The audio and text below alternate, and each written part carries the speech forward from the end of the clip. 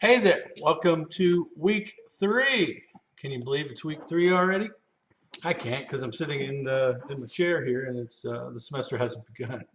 But let me give you an overview of week three, tell you a little bit about what we're going to do, and these should be getting shorter and shorter as time goes on because I don't have to explain everything. But this week marks the first week of the use of the documentary series Sonic Highways that was made by Dave Grohl. Dave Grohl is a rock musician.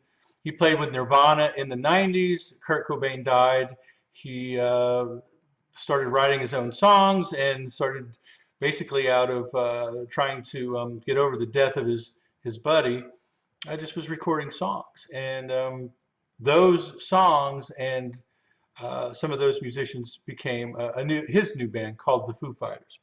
Been around since the late 90s, and they're probably one of the premier rock bands right now of our time. So 20 years now he's been kind of doing his own thing. Great band. I love the way he drums. I love everything about him. But what I really love is when he came out with this documentary series. Here's the concept. If you looked at this, you saw the links that I've posted.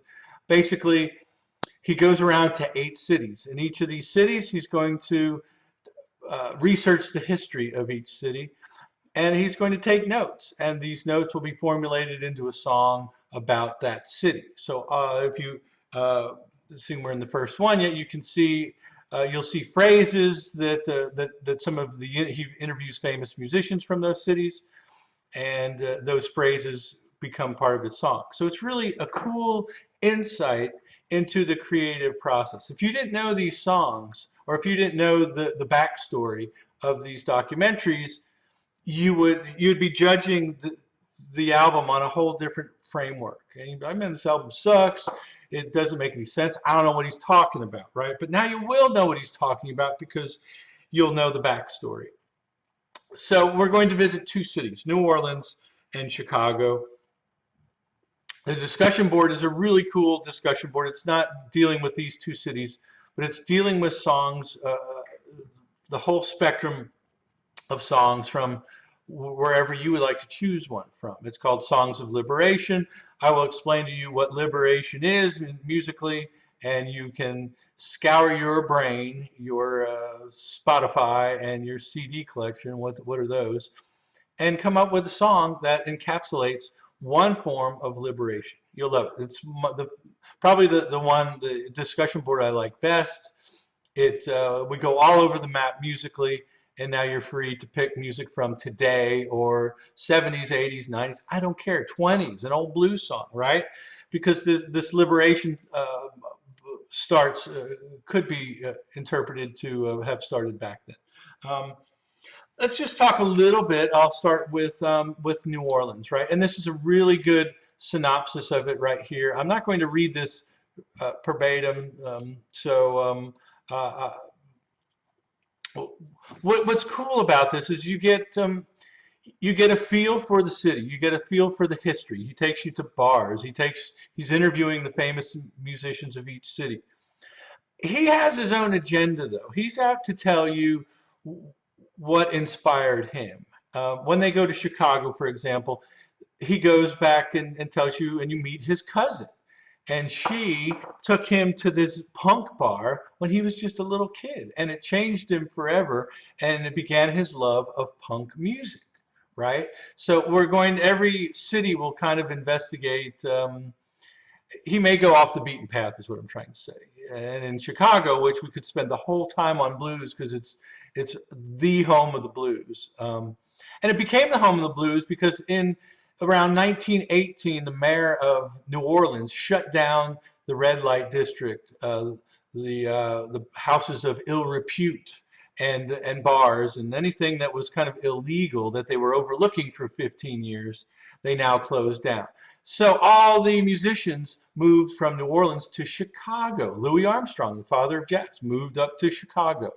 And Chicago became the home to jazz, and eventually, since blues is incorporated into jazz, and what came from the Delta kind of mixed in with jazz, and we get blues, right? the blues is the root of both, but we have the Delta musicians and the New Orleans musicians all mixing around in Chicago to get a really, really cool new style of music. And it's called the Chicago Blues. It's their take on how they should play music that goes way back to the spirituals. So number one, that's a little bit about Chicago. I get ahead of myself. I have some notes here, but I like to freeform, right? As you can probably tell, I have a tendency to sometimes babble, but I've got my notes to keep me in check here. It's like I'm talking to you and I'm not reading something off a page. That would be stupid. I don't want to do that, and I don't want it to be boring. So I do this so it's more communicative. We'll talk about a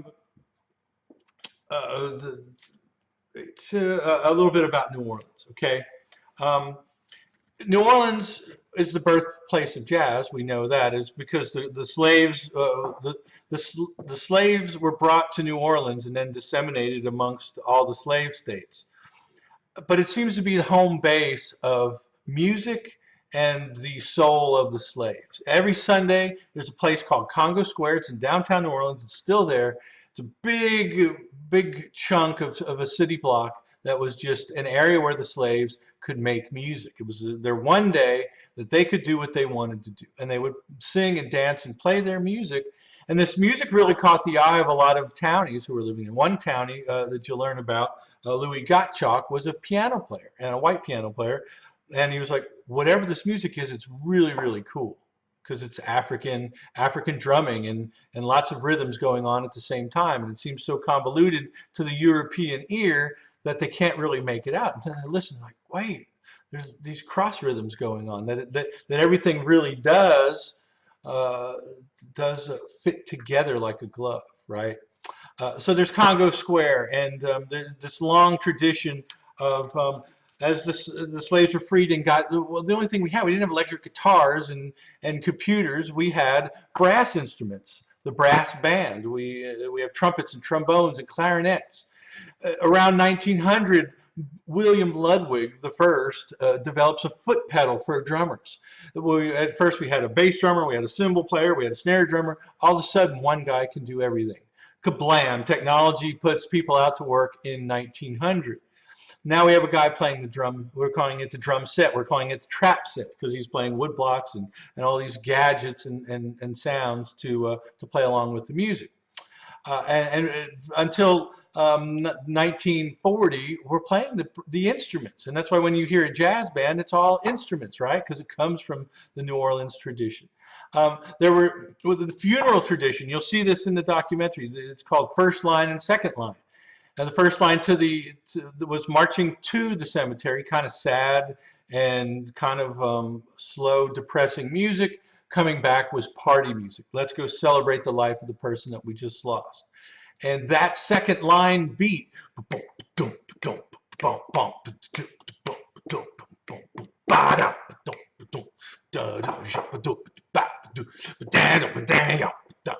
that becomes the music of New Orleans. And it's that beat that really does it, right?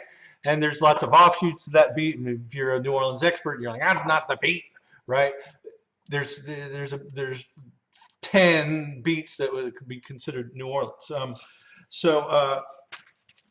Right away in and around with New Orleans after jazz, when we get up into the 1950s, there's a studio there, and Cosimo Matassa is the guy's name. It's called J&R Studios, and they get this guy named Little Richard. And Little Richard comes in there and lays down all these rock and roll classics that we now know. Good Golly, Miss Molly, and he had this energy that was just like a tornado, right?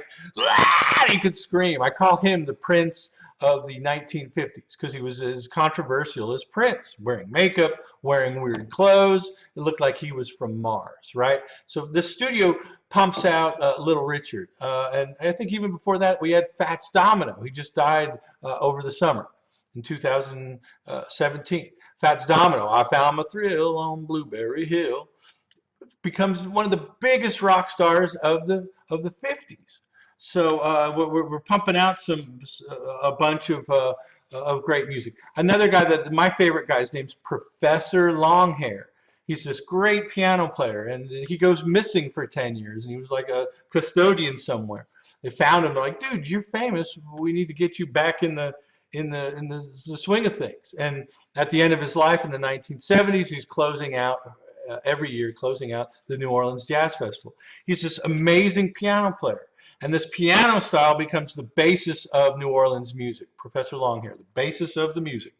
And from there we get, there's a guy named James Booker. James Booker was teaching this little kid named Harry Connick Jr. His dad was the DA in town. And while he's teaching Harry Connick, he's puking in a bucket because he's high on heroin. And little Harry Connick's like, okay, I'm doing what you're telling me to do.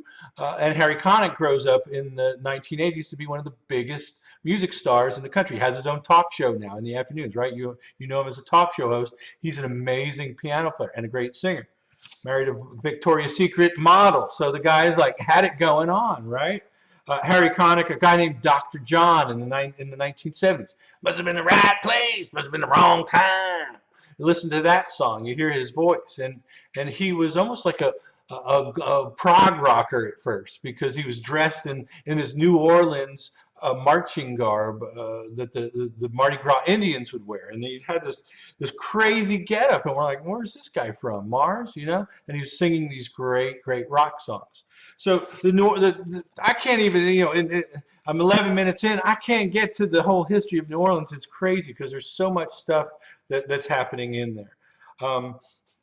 Of course, if you ever visit there, be 21 and go to Bourbon Street and party all night, right? When I was younger, boy, I could go. I went to New Orleans about 4 or 5 times and enjoyed the amazing music. It takes a lot to make me dance, but man, when I go to New Orleans, I'm like, I'm on it, baby, because the music's funky. It's the kind of music that really touches me personally. And it's a lot of fun. There's conventions there, there's millions of people, and the music is just killing. So New Orleans, and you'll get to know they're going to record in Preservation Hall. It's it's been around, I think, since the mid-'60s, but 7 generations of musicians. Some of these, the drummer is like, yeah, my granddaddy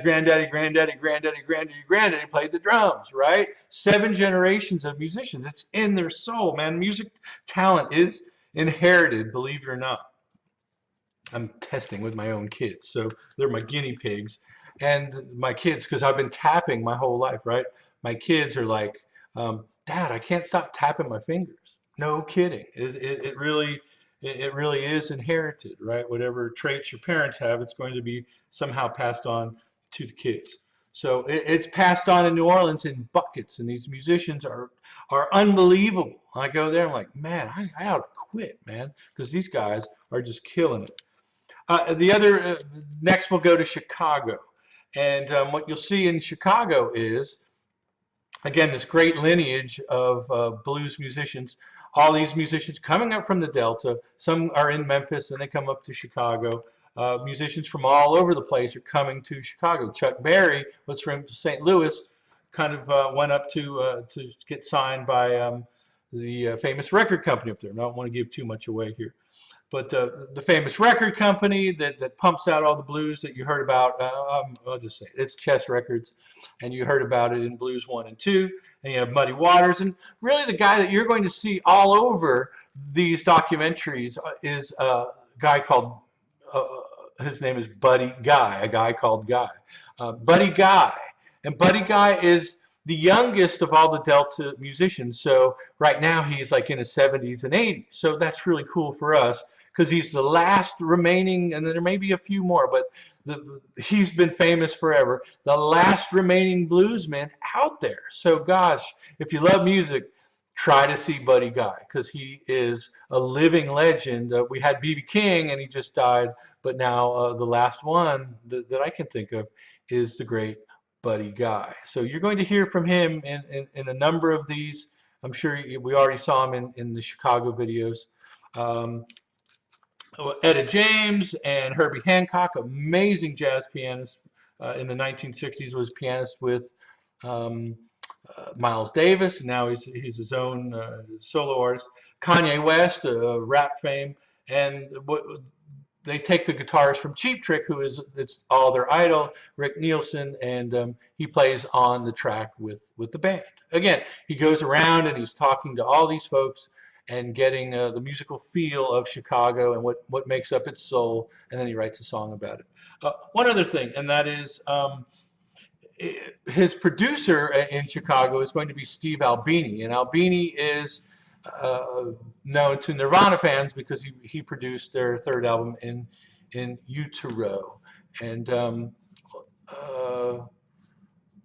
you get to hear his whole history and how he got into music, and he's a punk rocker. And Grohl's a punk rocker. They also, you'll meet Dave Grohl's cousin, who they went to visit in a summer in his youth, and this girl takes Dave Grohl to a punk bar, and he's like 11 or something, and it changed his life, right? He got all the records. He noticed how the community worked, that they were all basically you could buy people's albums in the back of a couple magazines, and you could sell them, and so it seemed that it was something that was very accessible to him. I'm at 16 minutes. Let me go. Those are your two videos, right? Study guides, your video links. You're going to have to stream these, or you can buy, as I said at the onset of the class, you can buy the whole series, or you can stream those for a couple of dollars.